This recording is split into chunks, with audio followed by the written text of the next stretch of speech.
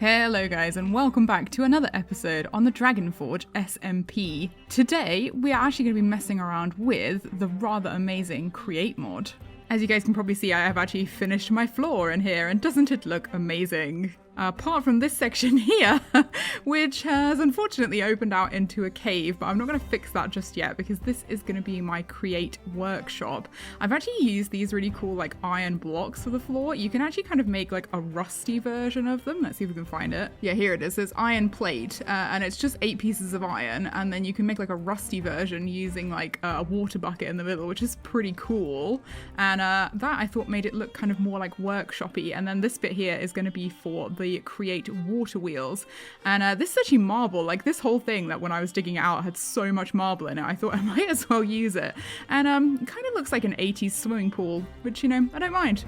Now, I've been pretty busy between episodes, guys, and I've actually got myself quite a lot of the stuff I'm going to need to do Create things, including this andesite alloy, which, if we have a look at it, can make like pretty much all of the stuff in Create, and is made using obviously like andesite and iron, which we have like an infinite amount of. But I actually had to go and find some andesite because in Quark they kind of move it around, and you can probably hear the sound of villagers. So I dug more of a hole down here.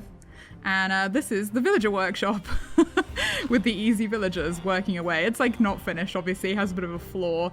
Eventually, we're gonna not have this janky staircase and actually have like an immersive portal here that goes upstairs. There already is one. So that we can go to the iron farm. Look at that! Sneaky! Hee. It does, however, mean we can hear the obnoxious sound of iron golems dying in here, but I'm just gonna have to live with that.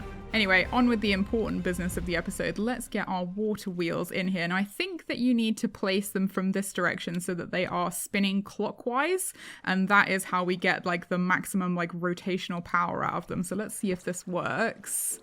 Yes! I got an achievement. Yeah, okay. And then last one. Nice. Right, so I can get rid of this piece of glass here, and then we can fill in the rest. And there we go. I also went on a bit of a kelp finding adventure, which is slightly dangerous because you never know when you might run into a sea monster. And I whacked it all in this furnace here because dried kelp is actually something that is used quite a lot. Oh gosh, more than I thought actually. Quite a lot in the Create mod, and to make sushi, which is great. So we're definitely going to need a lot of kelp. I've got loads of extra so we can actually start a kelp farm at some point. But the first thing that we're actually going to make today is a mechanical press, which is actually what is needed for quite a lot of the machines. Let's actually make a bit more andesite alloy and then we'll get started. Right, first things first, we're going to need a couple of shafts. Oh wow, it actually makes loads. That's really good. And we also need a couple of the smaller cogwheels, which is why I have so many buttons. I love that it makes so many. That's really cool. And then we want to make some andesite casing, which is used in like quite a lot of the recipes. Let's make just one of those, I think, for now. And then we can make the mechanical press. All right, now we're going to see if I can build this from memory. I've reached the andesite age. Jolly good. Right, now we need a shaft coming out of here, and then I believe the mechanical press needs to go at a certain speed in order to work. So what you do is you put a large cogwheel and then you put a smaller cogwheel, and because large cogwheel take a long time to go around, smaller cogwheel go faster. I understand things. Smaller cogwheel go faster? Look, smaller cogwheel go faster! Right, and then we will, I think, how does the mechanical, okay, the mechanical press has like the shaft on the side of it, so I think we can just stick this here. I believe this is how I made it. And then we just whack this on the wall here, like so. Oh, yes! And it's really high up. I think we're gonna need to move that. Actually, do you know what? Maybe what we do is we make another one, oh, well, I say 24 of these, and we put that underneath like that. So that is like the pressing station. I quite like that. Should we give it a try? Press. Yes! Press goes bonk! Next thing I'm going to make is a millstone, which is pretty easy. Just like that, but it's going to need some rotational power going into it. So I'm going to need, I think it's a gearbox. Right, couldn't make it because I didn't have enough cogwheels. There we go, gearbox. And then I believe you turn it into a vertical gearbox. Nice. And then you can just like infinitely do that. Yay. Right, I need to stop getting distracted. Right, so this goes here like this. Nice. And then we have the cogwheelie here. And then we have this go here-y. Nice. Now, I'd quite like this to input into a chest whenever I do things. Here's the chest. So if we stick the chest underneath here, that kind of keeps it quite nice and neat, actually. And then the input can go in like that. And I should be able to open that. Yeah, nice. Nice. Now, the other thing I want to do is make some of these goggle things, which you need to be able to see like the rotational power and stuff, right? So we need a press piece of gold. That is why we made the press. Make go bonk. No, I missed. Make go bonk. And we have some goggles. Right, I'm gonna have to take off Baby Shark. Let's actually put them on so that we can actually see that I'm wearing them. Look at me! It's science adjacent, gaffers. I'm a real engineer now. So now, oh, look at that. When we look at the machines, we can see like the stress impact. Now, if you stress the machines out too much, you know, just like a human being, they stop working. So we have to kind of keep an eye on that. But I believe like all of those water wheels kind of give us a fair amount of stress that we can use. So I'm going to keep going. I'm on a roll. Now, one of the things I want to make is a mechanical mixer because we can use this for quite a lot of stuff, including making much cheaper andesite alloy. So we need, how many iron plates? 1, 2, 3, 4, 5 iron plates. That's not too hard. Press, my pretty. Right, so that's the whisk part. And then there we go. We have the mechanical mixer and I should be able to put that. I think it needs to be higher though, doesn't it? Oh, okay. This could be interesting. Well, I'll put it there, and then what we can do is just take the rotational power up like this. Not like that. That is not how we wanted to do it. Like this. And then another one there, and then it should be mixing. And I think that's now going at the correct speed as well, that it can actually mix stuff. Now we're going to need a basin. How make basin? Oh, just andesite alloy. Okay, that's easy. But eventually, we're going to want to heat this, and in order to heat it, we're going to need to actually go and catch a blaze, but I might not do that in this episode. However, I am going to chuck this in here, and let's see what happens. So this go in, this go in. Oh, yes, look at it's mixing! This is so exciting. Yes! I'm so easily excited. Okay, I've learned a couple of things. This can actually only take 16 items at a time, so it's just made a little bit of andesite alloy. Lovely.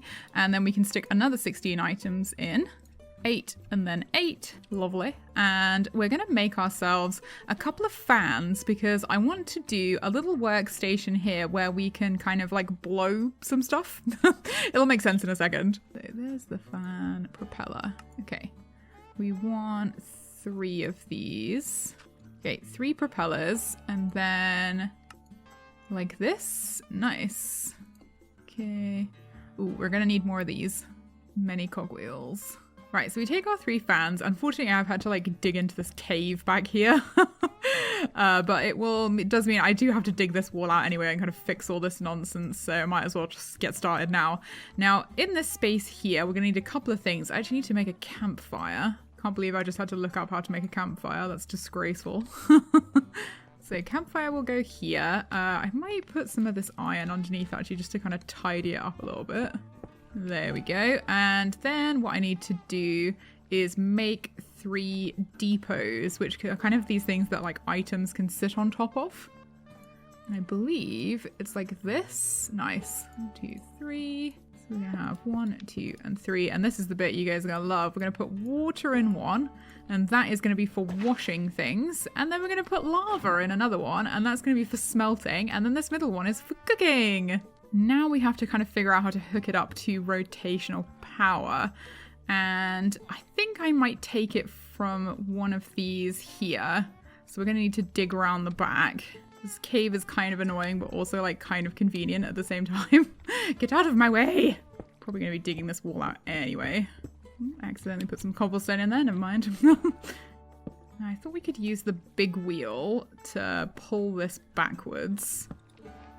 Thing there. Okay, these need to be vertical gearboxes. So we need one here, one here. Nice.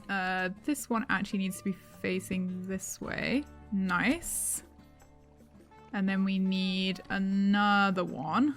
The thing that's going to be tricky with this is the fan blowing the correct direction? So if we put this one in, let's see. Is it blowing or is it sucking? That looks... I'm not sure. Not sure. No, it looks like it's sucking. Okay. That's not good. Okay, I think I figured it out. This should work. So I have all these sticking out, and then if I take... I've just made a mechanical belt. And if that goes all the way along there, now that should be... Let's... I'm stuck down here forever.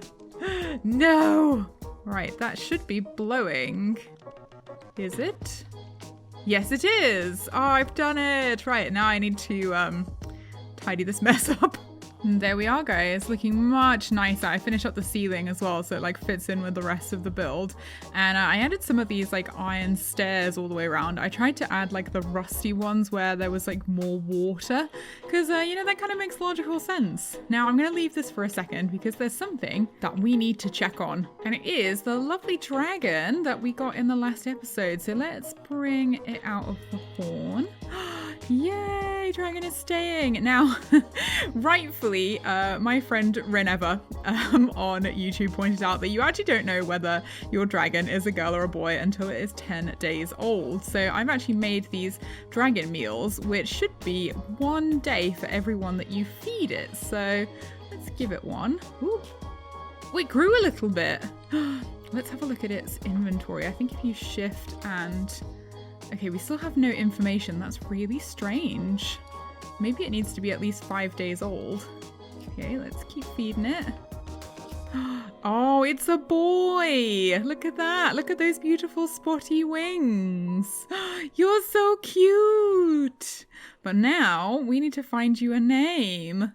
Right, there we go. We finally have all of the information in here. I'm the owners. It's stage 1 at 12 days. It's fully hungered up and it's got a lot of health actually. That's really good. So we need now to have a look at some of the name suggestions that you guys left. First of all, we actually need to go and buy a name tag from one of my villagers. And then we can head over to the iron farm. Woohoo! I think we're gonna go with Haku, which is the name of the white dragon from Spirited Away, which was suggested by the lovely Gypsy Lee. So let's pop the dragon out as it's getting towards nighttime. And there we go, Haku! Aren't you lovely? It really looks like Haku as well. I wonder why it's still saying unnamed. This dragon thing is really glitchy. I'm gonna sleep next to you, Haku, and we're gonna have a good night together. Oh, look at that, Haku waking up. What a good dragon. Now, at the moment, I can't really have Haku out because he's going to get really big. And I don't even think that this space in here is really big enough for like a full-grown, like, stage 5 dragon. So I think for now, we'll put Haku back in the dragon things box along with the staff. And what I'd actually like to do is set up the immersive portal, which is going to go here to take us downstairs and kind of set it up. And I'll show you guys actually how this mod works. So normally in the Immersive Portals mod, you don't actually have these blocks, like we've added them using like a command block, but this is the portal helper block. Now these are quite precious because if I put one of these down and break it, like I don't pick it up again. So you have to be pretty sure that you know where you're going to put it. So let's put the first ones in here. There we are, and that looks pretty weird because you can actually see through them to like the outside and like into the caves and stuff, which is quite strange. Now the portal we make downstairs has to be exactly the same size, otherwise they won't link up. So we're going to make this one down here. Oh dear, I've used all my portal frames, so I really hope this works. Now I want it to be so from here we can see into the room up there. I'm not sure if this is gonna work actually. Maybe if I light the portal from the other side, that should do the trick. Ooh, okay, so I'm looking into the room here, and then if we face this way, Interesting. So what happens when we go up here? Yeah, it has linked up. Yeah, it's not quite worked how I wanted it to. Gonna have to think about this for a second. Right, I realize I've been a bit of a doofus in how I've done this because I did it over here. The portals are both facing in the same direction, but actually I want it to be over here so that we can sort of seem to be walking from one room into another. Unfortunately, I had to go to the end to get some more obsidian, but because we have the waystone, so it's not too difficult. So let's see if it works this time. Yes! This is the desired effect. Oh yes, like it's another room over here.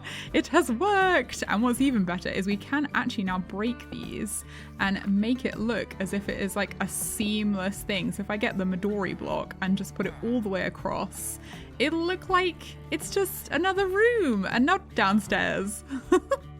And just like that, guys, it's all done. I've added this little kind of archway. You can still kind of tell there's a portal here, and I think you fix that by making sure like the light level is the same on each side, but I haven't quite worked out that part yet. I've added a little bit more to my villager setup, but it's nothing like particularly special. It's just, you know, more people working for me, and I felt like this area was missing something. So there we go. I did put this is a stage 3 dragon head. I put a stage 4 on there, and man, they are huge. So I think a little dinky dragon is all we need. Now guys, this bit here, I've obviously not done anything to because hopefully we're going to be able to put a portal there into the next create room that I'm going to do. But I'm afraid, guys, that is all we've got time for today. Thank you so much for watching. I really hope you enjoyed my first adventures into Create. And thank you all for still putting up with my weird echo, which hopefully will be sorted out soon. So if you want to see more Create stuff, more messing with dragons, tune in next time, guys, and I'll catch you in the next episode. Just like fire.